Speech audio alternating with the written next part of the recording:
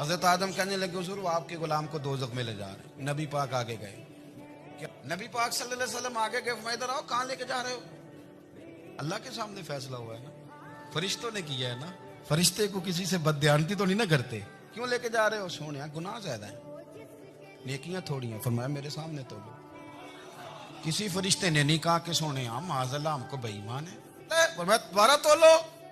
گویا رب بھی فرماتا ہے جیسے میرا محبوب کہتا ہے ویسے ہی کہتا ہے. کوئی نہیں, دوبارہ تول لو, کوئی حرج نہیں, تولو نا دوبارہ. فرشتے دوبارہ آئیں گے, انہوں نے دوبارہ تولا. ایک پلڑے میں نیکیاں, ایک پلڑے میں گناہ.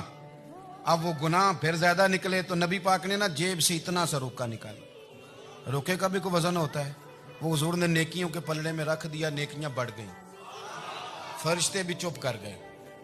چلو بھائی جنت میں. دوزخ میں میں تو کیا, میرا سایہ نہ جائے, کیونکہ رسول پاک سے دیکھا